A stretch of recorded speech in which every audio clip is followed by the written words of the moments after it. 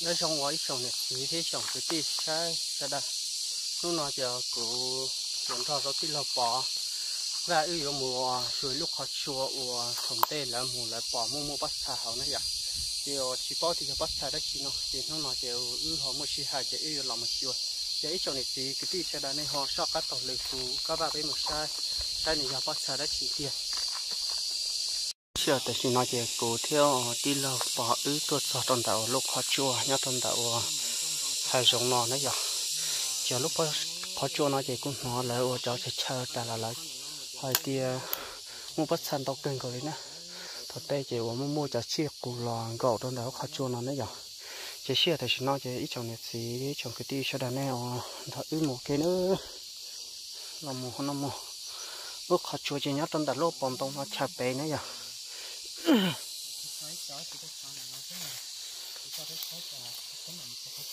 có cái đó chưa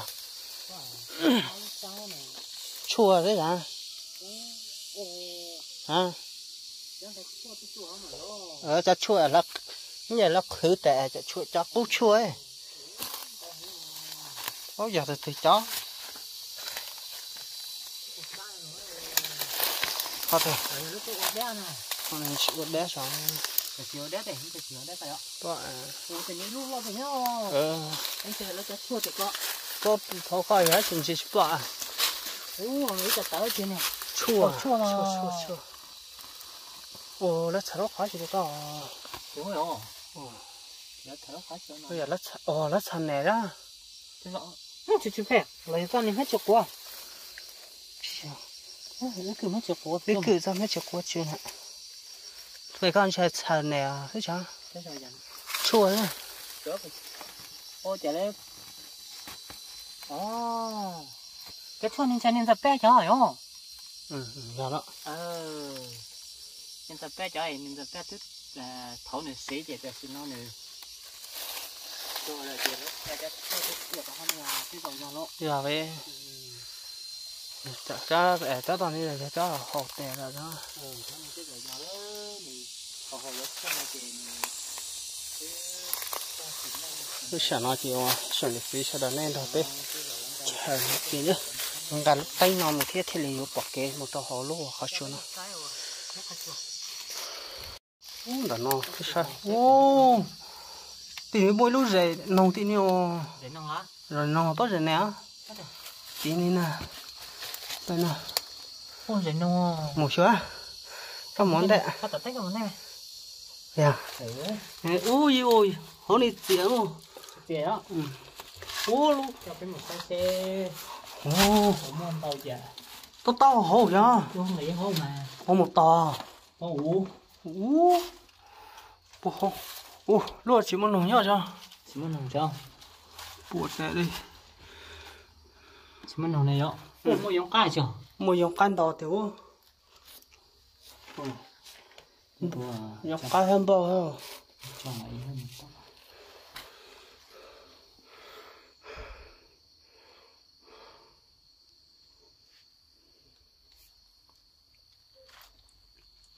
nó gì thì nói gì chỉ nhớ lại mà nó kỳ không sao nó dùng cái chống à giờ dùng cái chống kìa mấy đứa nhìn tới xe chèn ấy hai cái một nó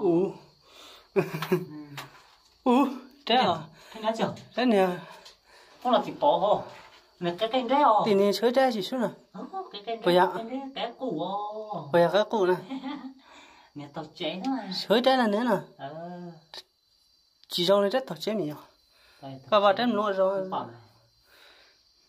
hiện thiếu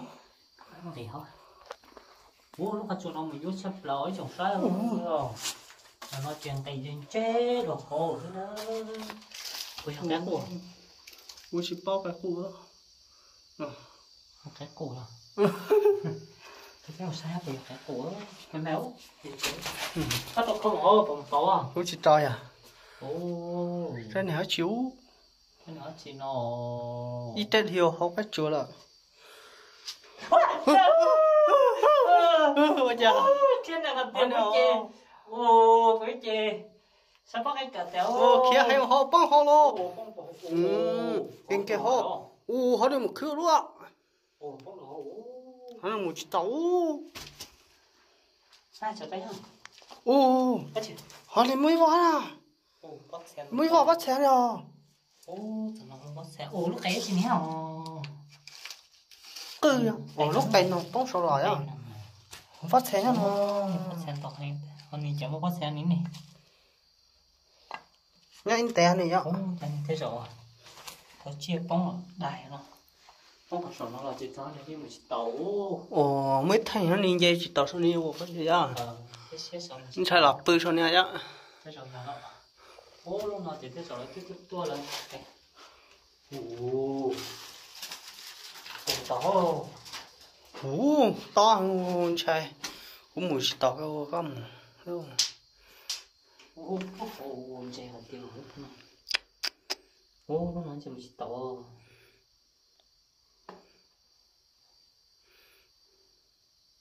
Em chỉ tàu rồi. To rồi á. Cấp một tập. Hả? Cấp một tập. Một chặt tua cả. Mua tôi một cái thứ. Một giò. Ô, khó chịu một vắt xe đeo chứ à? Thôi, thật khó là có vắt xe. Ô, mỗi thằng nó nhiều rồi à? Chỉ một chút tuổi.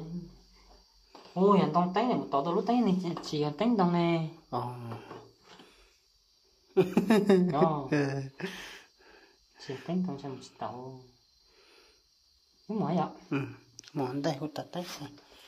Chẳng chỉ có tôi chỉ tỏ có hà chỉ qua chỉ là tách này. Đó. Đấy các món đây. Các món đây cắt tay. Các món đây cũng tắt tách rồi cả. Các món đây con chưa các món thế này mà. Bây giờ cắt tự.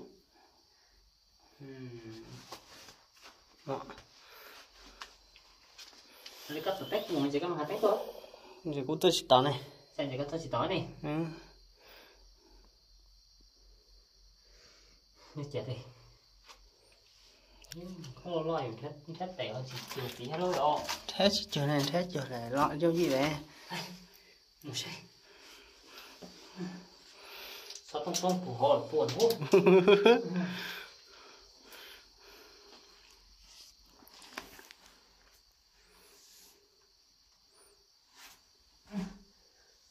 Hết tệ nó.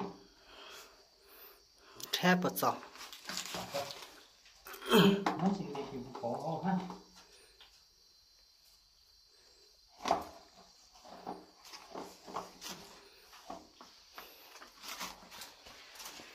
Phải nhốt cơ hố vậy. Bóc nó neo rồi. Bố à? Cho cái một xe neo. Mình thấy rồi đó, chỉ bọn nè. Neo mà khổ nó. Mẹ nè nó sốt tay bóng hỏa lại. Nói mẹ gì mà. Cái thức cho tay bọt để là chỉ mua cơ. Mua. Tôi ngon quá. Ô, đi mà chỉ nèo. Thành nó cả bậc khứa. Thành phổ hố nè. Ôi, rồi. Tôi đi một khứa đó. Thế gì mà. Ô, mấy đứa chỉ nèo nó. Này chỉ nèo đi. Sao mà tốt tỏ. Ô, không loại, xong nó không mê chạy. Vậy à? Ô, xỉa nó thì cái tương phải bố sổ nó thôi. Sổ nó nữa. Phải tôi chết đâu nó nè. Một khứ nhốt càng gọi đi. Nhốt hay nè. Nó chỉ những gì theo. Nhốt càng nhốt, nó khó nào. Một hóa cá là bột tí cá thì một tàu vậy à? Tàu phải con xíu xíu chỉ tặng này. Ô, không nói chuyện trong đi mà. Ô, sao tôi chỉ xếp cũng nói chị chú. Ô, nó không để đeo. Vậy à? Đâu. 6 cá đét đét này. Wow. Luôn này chia bóng lão này chia ta chỉ tàu nó vui á. Ta chỉ cái tàu. Wow. Ta sẽ xem bìa ra à. Chỉ có chân chú ơ. Cháu.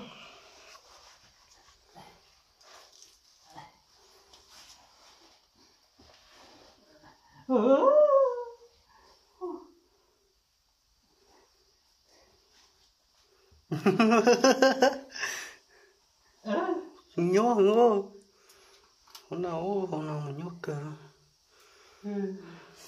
Phải nói chứ. ui ui chả một to hôm nay chỉ mới chặt tua là họ coi họ không đeo bé lô hôm nay cắt thế rồi ồ thế này nhua ui à hôm nay chả chỉ tua ui chả cái tay thế này ui chị nào dễ sao ai trời ôi ôi hôm nay chị nào ngó ta cả là ôi ô xin nói chuyện của mình nè nhớ cái gì cũng thay chỉ là bé sai nè sao cũng phải thay được ô xin nói gì tôi sao nó nữa sao cha này là đại việc của tôi nó sao này của tôi sao lại bỏ cái đại thế thổi à là này nó đại hô thổi nhiều có y đại đấy bội à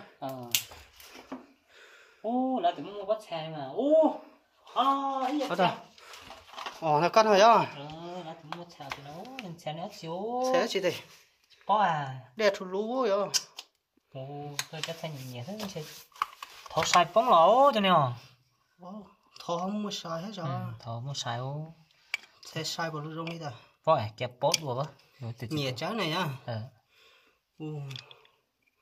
tôi chỉ phải khó thế tôi chỉ có tiền sai bây giờ mới vào lọ thì nhất là cái khó vậy nó ôi trời ơi không có yo bác khả lắm chưa xe nhung gió rồi xe à xe chưa anh chỉ muốn nhung tôi trả cho tôi lúc khó nhung tôi chỉ tao này lọ luôn đấy ôi này xe này đẹp thú lù nhau con này tôi bự tàu không tệ ôi yo cái cái lọt thôi nè chia con lọt tổ sao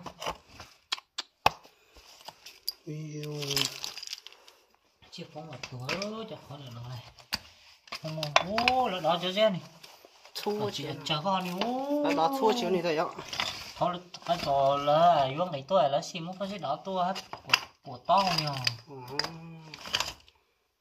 ô cho xe này bông sọt tôi xong mà không to không đi vô rồi ô thổ đó tôi chỉ chờ nhiều lúc này lúc thổ à là cuối giờ là xe thì khăn tu giờ là thì chắc phải xin đón trong tại phố đi lại luôn thổ là chỉ mình tôi tổ có nhà tập cái là chả là hay bị tôi tổ bác xin tổ không cho bác xin thổ đó là chỉ chờ nhiều cũng ra tiền thổแล้วà nó không nên là tiền là tôi số cho tới chỉ bọn mình chúng chép lỗ nào là muốn cho bác xin thì tôi cháu cả số tôm lúa cho nên trong tuần đi mà là cháu tôi là diệt tròn non tàu trái là chỉ là thiết cháu là thế lệ đó thôi này tôi hiểu hay là tôi tọt ra đi với lúc bắt tiền nó không có mua hết rồi á mua mà có cái cho bác sĩ chua cái cho nhau còn chạy nhất bốn tay thỏ là chắc sẽ dễ nhé nhá bôi gì đấy bôi gì rồi đó téo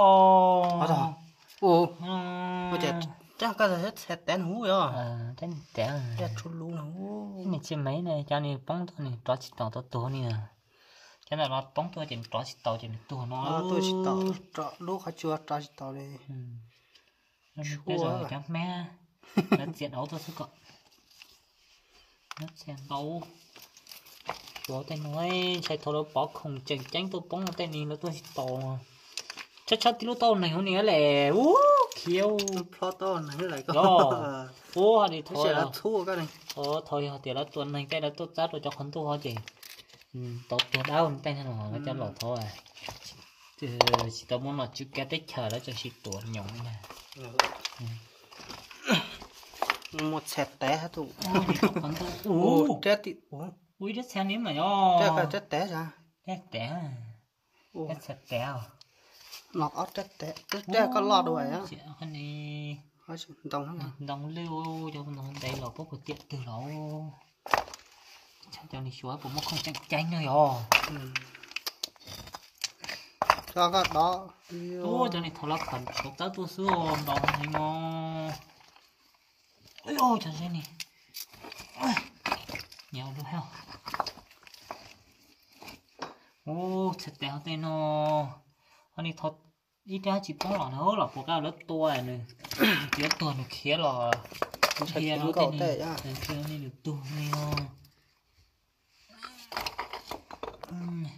hay cũng cho lúc họ ở vậy sao tôi không Dạ là hiểu lúc khó trên trên chỉ là số thôi nè. Tôi chủ thì khó như thế tao có cả tàu xuống. Khó thôi nè. Không thể hát tên chỉ mới chỉ coi ọ. Anh chỉ thấy cái này. Gì hả? Ồ, khó như thế khó tao này nó. Giờ có số tôi biết có số. Một búa bu nó. Ồ. Cái bữa tao lại chơi này cả thế ọ. Trâu tiếng. Đó là. Tao nó. Tao nó có lóng như tay đó. Cái gì cầm ra cái tách tao lấy con cái gì chứ. Ý trái gì à? Phải trái này. Hắn đi chơi là khá khá gì hả thế? Là khai đó. Là to hơn này. Là tôi khai không xí à. Tôi khai cũng không gì thế. Ô, này xuống tàu mà. Hắn đi chơi xuống tàu hay là tiền nữa bu? Bây giờ bắt xe nữa. Bắt xe đó. Bắt xe. Cháu này cháu lo nữa. Cái này chia chỉ thầu bóng lọt đó. Hắn này nhon chia cả số lọ thế nào? Cái này chia thầu bóng lọt đó. Khai số bắt tao hồi đó. Là nó. Chẳng có cháu còn tao này còn rất sâu là nó cháu. Chưa? Hả? Đó đấy, thấy như kén đầu lư thế này nè. Ủa sao nhiều lúc khó nữa mua chứ. Cho nó đi. Đấy lỗ là sao cái này nó chỉ tốt không. Có tiện từ lập đó nên sẽ có thằng cái nhục có dù là sao có tôi dù heo. Có chuột khóa thế này thì chỉ tao lư thôi à. Có chuột khóa chứ nó chỉ tao mà. Chỉ bỏ mua chỉ này lên đây không một cháu. Là khải cho bao giờ căn tàu ha. Chụp xe té mà cháu khẩn chuột nên là cái con này. Rồi ít phải xe té hả? Xe té chỉ nó. Được chưa? Đây con này. Con này mới chết xe té. Này, xe té. Đây con này. Chó cái trên này mà. Chó chết. Cái khó này chỉ là bắt xe gì nữa. Giờ thì bắt xe gì đi. Trái bắt xe gì nữa. Cái trái bằng chữ xóa bắt xe gì. Cái trái bằng này chữ xóa cho bắt xe gì. Cái gì bóp vào tập bọt đó. Con này khó hơn. Con này. Hôm nay khá một tiếng gọi ôi pro trên này chưa. Pro không? Chia. Có con nè, thế rồi thôi đâu. Sao thôi chứ. Được té, ui, có một họ. Này, bỏ cho té thế này chỉ bỏ lúc to này, mình có đâu mà. Bỏ cái con này chơi giờ có to hồi nữa. Không thể đặt đây lắm. Không phải được. Cái khó mê nhỉ. Số này tiêu hút cua lè, tiêu hút nhiệt đấy. Mình cú đã xịt tiêu hút nhiệt này tranh đấu.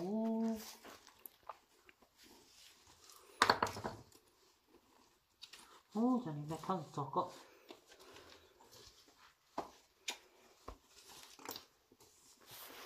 Cho nó nè.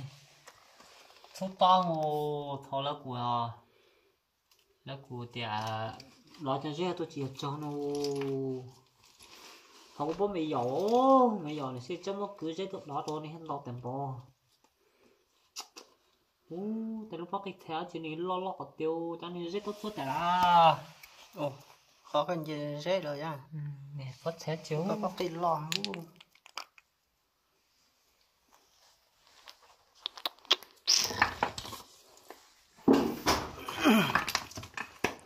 Đã đạt để cho bắt rửa ca bu.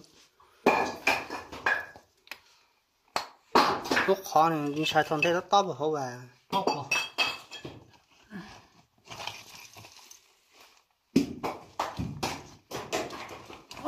Ôi. Chết tao chỉ lo. Là chỉ lo ha.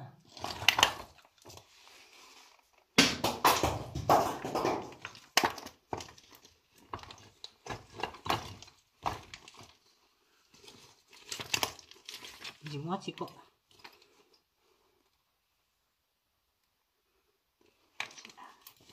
Có gì đâu sao? Ôi là chỉ mong Dễ cũ. Cái này phát xe chỉ nó. Cái này chỉ chết tao có. nhiều mua nhiều vậy cái sợi sẽ thật khác cũng mất ôi lúc bắt tiền nữa nè bắt tiền lọt thế này chắc té thế nè lần thật có bỏ thế ô thế tao này chắc sẽ lo được giờ giờ bây giờ chẳng sẽ như lại này sẽ nó chỉ để sẽ từ có này sẽ chó bà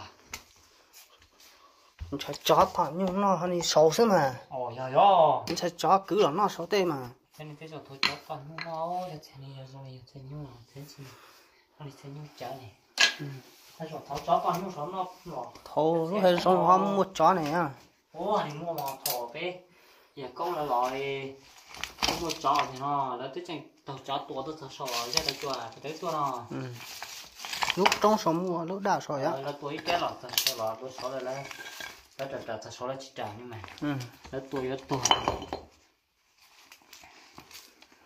mua chứ tôi rồi anh mua xe hào tôi khẩn thiết một tấm xe cái này đấy đó lò tôi khá rồi liền bây giờ không chỉnh tránh này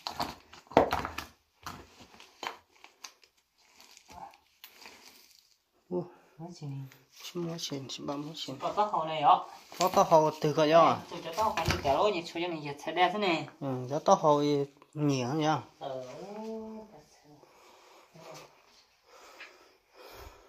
đây giờ thế nó lo sẽ lo lại cho nó giờ phải ăn mì tao rồi hết đều rồi chỉ ô đó thì trong tụi bé nó tụi chia nó nhở nó có thể làm việc cái nó chỉ để nó lại hầu mà chắc chứ để nó lại lư nè mà nó thế lư con lư tiền trong món nó thế khai cái rồi phát lót đó hả nè anh phát tóc thì mày vậy phát đó phát tóc thì thế này chúa gió phát tóc nhiều này nhiều chết thế này cái số chúa thì cứ gọi chặt té mấy à chúa vậy cái này chúa này gọi chả lo này nhà làm gì hả cái này cái thầu nó chỉ toàn nhung nó sẽ chúa phát tóc lúc bắt cái này của bắt cái rồi nhúc cô rồi bắt cái gì lo luôn heo luôn nè lúc cái đèn dẻo luôn nè nó đèn dẻo nó bắt cái xịt hò thì nó bây giờ có chỉ heo có xịt hò bắt sóc cơ ở chiều nó sẽ cho đấy là chuyện này cho không phải được sẽ chỉ bây giờ này có cái từ à từ là chết từ sẽ từ thế rồi chỉ cho nên sẽ từ chỉ lo tổ dạ ta dạ thì cái rồi bắt cái tao hồ này phải không bắt cái cho đấy lại nó phải thay nó khó này chết lưới con thôi xe chỉ chết này chỉ bó tỏ thế này chết chuyện này thế mày mà chuyện này tết chúa này con tết lia tết chúa này con nhá cái gì lúc phát tao học cái gì này cái tết chúa này tết chúa này phong hay lo này phong này nó mới chơi nhiều cái này chơi chỉ phong thằng chia tọ chó tọ này nó trời lúc thấu một chó nhá mà nhá nó có chó bỏ cái tọ co nhá sáu sơn sẽ chỉ lóng này con nhá sáu sơn này nhá tọ nhá thành sao vậy á chân nó thì nó chưa chân nó phải thấu nó tốt nó lại ở chả một cái đại thấu nó lòng nó số đại to thấu là tốt khẩn nẻ yên cho nó thấu là tốt khẩn nẻ nha cũng nói thì thấu là tốt khẩn nẻ uốn đấu tôi này cái tàu hoàn tay hay u lưu thế à hoàn tay lò nhau khát chua khô này thế chỉ tàu lưu hay bố có một trời chậu xong vô ra nhưng mà lo dù heo chân tông thế này lúc khát chua nó thấu cũng nói thế này trong đó chép bao nhưng mà lỡ nhau có chặt tôi sau trong khát chặt tay thôi trong này kia sau khát này tôi chưa chỉ từ đâu rồi nhiều từ thế này á là tao có chua nó tệ đèn này mất thở cái là đẻ hết xuống này. Dạ. Còn đẻ ta tánh người thế.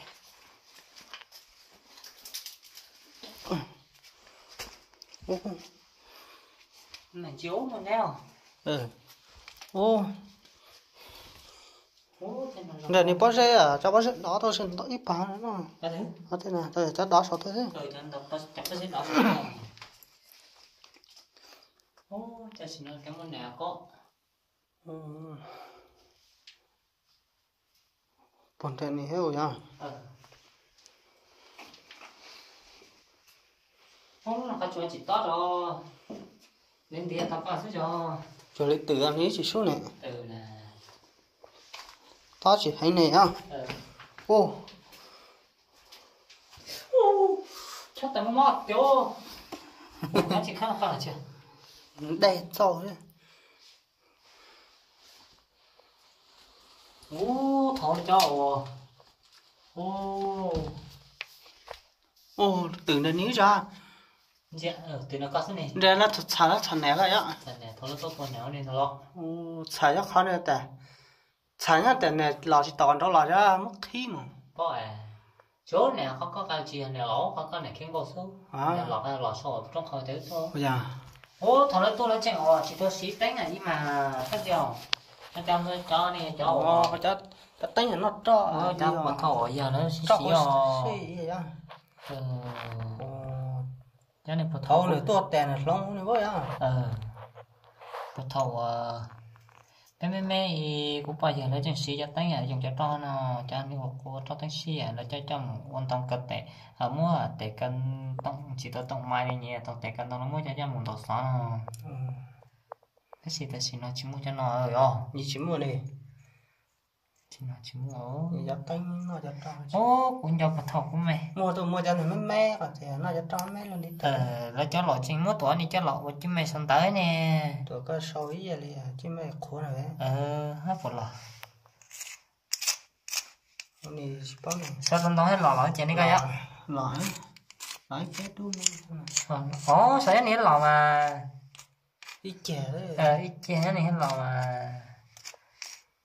sau lông tân tông lại rồi chỉ con cái cho mũ chứ mày rồi dám nhau xong tá họ sao này nó chỉ mua quá chỉ này cho mày ở dù đâu sức thấp quá này ít chè lớp bột kè ngay trắng một hai chỉ bóp bùi cái nào hùa chỉ này cái này chỉ bóp trái chiều nghe một dù trên lo giống mà nó dù bố như thế trên xí trên tranh đua sao mẹ khó giờ lúc ngố giờ ngày trắng người dòng nó tôi thọ thì cân tôi chỉ có lo ô thọ là tôi làm mua ô chẳng cái bé gì ô nó thái khó chứ nhá đây thế rồi đâu có vàng đây số tô ô khó nào khó chứ nó có thể chịu luôn này chết đấy này thì nó ô lên lửa ô phò tiêu không khó à nó chết đấy nó này chết đấy hả nhóc con thế này điều ồ trên họ lo đi với chủ chỉ mày họ chỉ lúc qua trên đấy luôn này họ này nó không khóเลยvề trên đấy rồi rồi thì theo từ sẽ chắc có ít khó thành lọ ô này cứ là khó thế này ô cái điện ôi trái kép tụi nó phì út đéo đến tông lọ ô tốt chỉ tốt phó này ha tốt chỉ anh chơi chỉ cứ nói thôi thế rồi nó nè cứ là nó sẽ có hai tốt chỉ phó này chỉ tốt chỉ chẳng là to đây họ gọi từ lọ này còn đi phó cho đi món đây lọ này không lọ này lọ chơi sò hơn đó đây lọ cha anh chị anh đi sò quý bằng bắt xem mấy ở cái đấy nè một tiêu rồi một phần đến trên trong sữa bây giờ thế rồi giờ này bây giờ nên trên trong sữa nên thế rồi thôi là tốt tuần trong này là cái chỉ tẻ thế là gì à một chè sữa ô đó chỉ nó giống con thấy nhau thọ nó bự đấy cha tự họ chùa sữa tại cái rễ này dùng khiết tao cái rễ đủ rồi đó bạn mới xin nè tiếng rồi á nó một tổ phối đó bố kia thì có thế rõ cái thằng ủa sao nè sao nè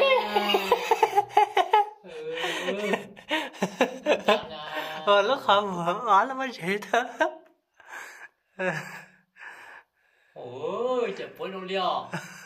Ê con cha nó chả chùa lên nè phát tài bùa hỏi à. Yeah. Nè.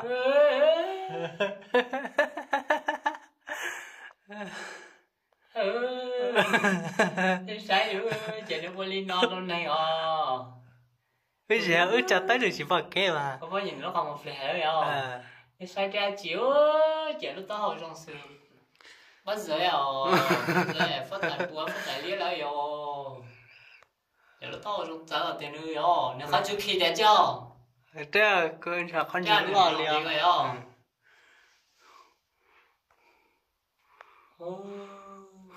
Mới rất bẻ trụ nhá. Hiện ra thế này chỉnh đẹp. Hiện ra thế này chứ trong này non to này. Mình chạy nhiều pi là nhá rồi ạ. Non to này trong cái non to này.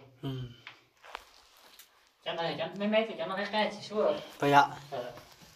Cho đến mấy cho nó cái này. Cho nó không lo.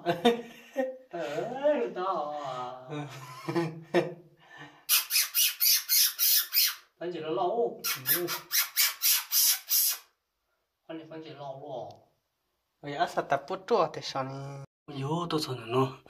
Cô tôi sợ nó chỉ bỏ cái tôn trâu nhá trong bên nó nữa. Lo cứu nó phải cào dây nó. Để nhá tôi họ vào lúc rẻ không nó thấy siêu cô tôi chỉ này kêu sợ nó nữa giờ. Tôi phải phải để kêu bên nó nữa. Lo cưng cô luôn. Có là. Hả? Có là. Lo chả hay à? Lo tới tí thành nhau hả? Nó có phá bằng này chỉ một khắc kết ta rồi đó, chỉ là cũng có số này nhá. Nhau cả phá là này, sau đó chỉ một khắc một đi. Hello. Lúc bên này từ bên này đừng có trong bên này. Anh mới nhập bạc con mà nhá. Đi bà đã. Long tiền nó cho nè. Chấm long cái bóc hạt nó. Anh đi cứ còn nó trong kho này. Lúc rẻ không, lúc rẻ nữa. Nó rẻ là cái gì đó. Lúc rẻ rong hết ta. Chỉ được khát thế này. Tại thế này rồi. Khao lúc khao đi ta nó. Nhớ rồi. Nó rẻ nhá thử chưa? Nhá thử nó rẻ này. Nhá bên này ta cũng ta làm được các tốt bên này. Anh nhá cái bề cân này mà. Nó rẻ nhá bên có rẻ bên này ô. Thì ô. Khao ra thì tao luôn. Nó khao này tao nó. Nó rẻ nhá nó. Lúc rẻ chưa thế nè. Lúc rẻ hiểu lúc rẻ bớt xóa này. Chỉ bớt xóa đấy. Nhá bớt rồi liệu. Sao nè. Bây giờ cái này ạ. Có rồi nó không mà chịu phải nó. Nó bé ơi, đến trong không mà chịu cũng phải nó. Bây giờ cái này này phòng. Tôi chỉ chạy ô. Nó chết chay rồi. Không còn đâu. Nhấn đỡ rồi. Đừng có phải khó từ nhiều. Ta sẽ nhắc đã cũng nhiều hình cổ tí thế là liệu. Vậy hả? Ôi chả to lo. Kiểu lầu. Lo rồi. Mình sẽ tránh thì là lệ. Chỉ có cái chân cổ. Thế chả có trì lệ. Chả trì là lấy vô chéo. Nó chào thế này nè. Chỉ bố. Chỉ mới nhìn trong nhân tờ thì chỉ lúc cha nhìn sao sáu tuần thì chẳng nhớ nữa. Cháu thật nhiều. Lúc họ đi khá một chút tỏ này á. Bỏ ở tầng chỉ khá một chút tỏ. Chèn nó còn nó thôi đó. Bỏ ở chợ mong mấy giờ chào. Mấy giờ nó chỉ như thế này thôi.